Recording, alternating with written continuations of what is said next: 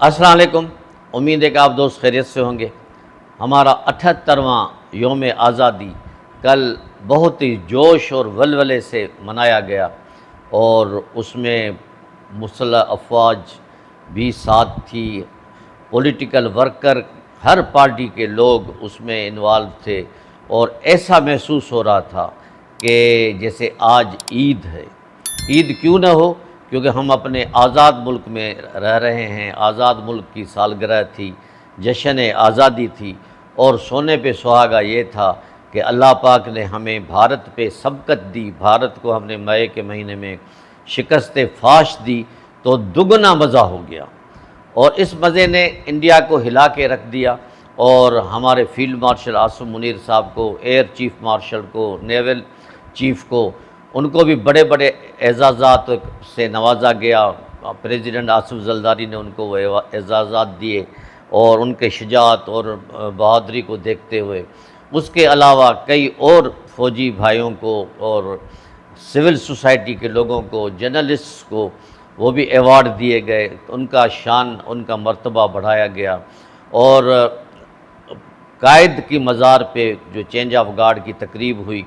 اور اسلام آباد میں 31 توپوں سے سلامی دی گئی، صبح کا آغاز ہوا، اور ہر صوبائی ہیڈ کوارٹر میں 21 توپوں کی سلامی دی گئی۔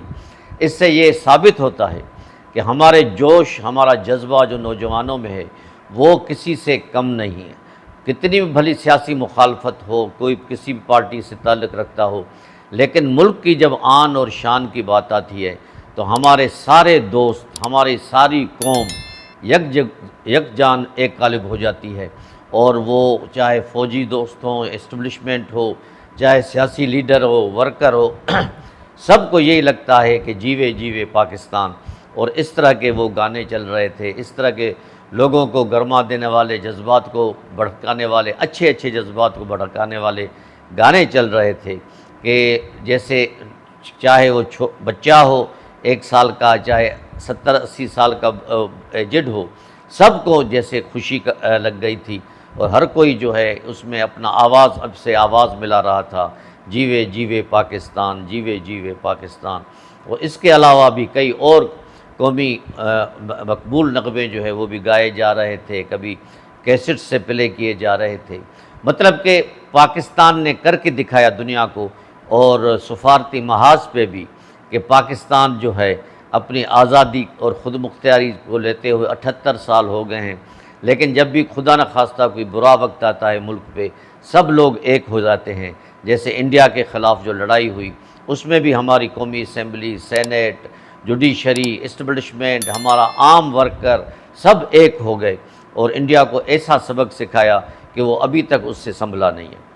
وہ کیسے سنبھلے گا؟ کیونکہ آج ان کا قومی دن ہے، آج ان کی بھی جشن ہے، آزادی ہے، 15 اگست، لیکن اس سے ہی پہلے 10-12 گھنٹے پہلے امریکہ نے اس کو ایک اور دھمکی دے دی ہے کہ اگر اسکالا ایک علاقہ ہے، شہر ہے ملک، اس میں آج پریزیڈنٹ ٹرمپ اور پیوٹن جو امریکہ کے پریزیڈنٹ ہیں ان کی ملاقات ہو رہی ہے، تو امریکن وزیر خزانہ، سیکرٹری فائنانس نے یہ اعلان کر دیا ہے کہ اگر یہ مذاکرات کامیاب نہیں ہوئے تو ہم انڈیا پہ مزید ٹیرف لگائیں گے۔ یعنی 50% تو لگ چکا ہے، 25 پہلے دفعہ لگا، اس پہ 25 کے بعد اور 25 لگا، کہ جی آپ لوگوں نے ابھی تک یوکرین کے لیے جنگ میں حصہ لے رہے ہیں انڈائریکٹلی، اور تیل اس سے خرید رہے ہیں روس سے، اس کے علاوہ پینلٹی بھی لگی۔ لیکن آج رات کو اس نے وارننگ دی، امریکہ نے، امریکی جو ہے وزیر خزانہ نے، کہ اگر اسکالا میں جو مذاکرات کامیاب نہیں ہوئے تو ہم انڈیا پہ مزید ٹیرف لگائیں گے، مزید سختیاں کریں گے، اور مزید اس پہ وہ لگے گا ٹیکس۔ تو اس سے یہ ثابت ہو رہا ہے کہ ان کا جو قومی دن ہے، یعنی ان کا جو 15 اگست آج کا دن ہے، وہ ایک لحاظ سے سوگ کی طرح وہ لوگ منا رہے ہیں۔ یعنی ایک تو ان کو جنگ میں شکست ہوئی، مئی کے مہینے میں پاکستان نے ان کے 6 جدید ترین بمبار قسم کے جہاز گرا دیے، تباہ کر دیے،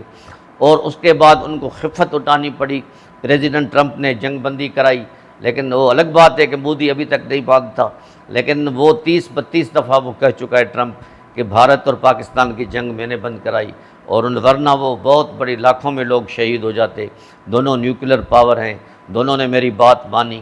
اس کے علاوہ جو یہ ٹریف کا گیم چل رہا ہے، اس نے بھارت کی، انڈیا کی معیشت کو کھڈے لائن لگا دیا ہے، یعنی وہ بہت حیران اور پریشان ہے۔ اوپر سے یہ دوسری دھمکی بھی آ گئی ہے۔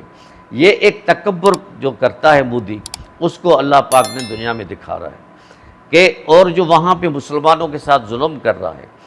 کانگریس جب پاور میں تھی، جب نہرو پاور میں آیا تھا، ہم نے یہ کتابوں میں پڑھا ہے کہ وہ انڈیا کو ایک سیکولر اسٹیٹ سمجھتے تھے۔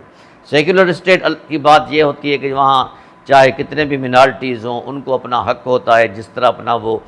تہوار منائیں، جس طرح عبادت کریں، جس طرح وہ اپنے ریس و رواج کریں۔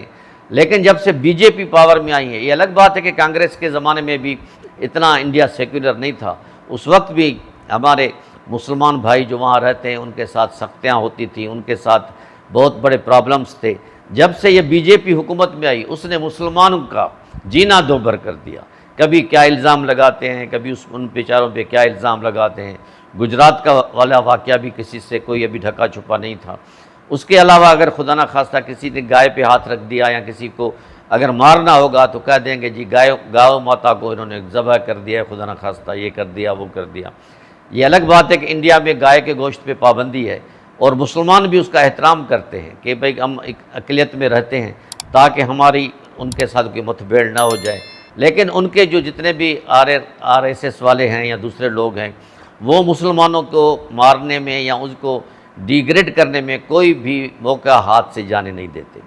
تو ابھی بھی وقت ہے، انڈیا تھوڑا سا سنبھل جائے۔ پاکستان اور انڈیا مل کے، اگر یہ دونوں نیوکلر پاور ہیں، یہ جنگ نہیں کر سکتے، لیکن جنگ کریں گے تو اس میں نیوکلر ویپنز کا استعمال ڈائریکٹلی یا انڈائریکٹلی ضرور ہوگا۔ پھر ہر طرف لاش ہی لاش ہوں گے خدا نہ خواستہ، اور ہر طرف تباہی ہوگی۔ اور اسی بات کو مد نظر رکھتے ہوئے ابھی بھی وقت ہے کہ دونوں ملک کے عوام، ان کے ٹریڈیشنز، کسٹمز، ان کے اپنے ایک جیسے ہیں تقریباً۔ اور ہمارے کئی بھائی جو ہیں ہندوستان سے ہجرت کر کے ابھی پاکستان آئے ہیں 78 سال پہلے، تو ان کے کچھ رشتہ دار وہاں پہ ہیں، ان کے رشتہ دار یہاں پہ ہیں، اور ان دونوں کا کلچر ایک ہے، ہمارا سرحد ملی ہوئی ہے۔ تو ابھی بھی انڈیا کو ہوش کے ناخن لینے چاہیے، وہ پاکستان کے ساتھ برابری کے بنیاد پہ بات کرے۔ پاکستان بھی ایٹمی ملک ہے، پاکستان کسی سے کم نہیں۔ پاکستان کی فوج، پاکستان کی عوام، پاکستان کے سیاستدان، وہ دنیا میں ابھی اپنی مثال آپ ہیں۔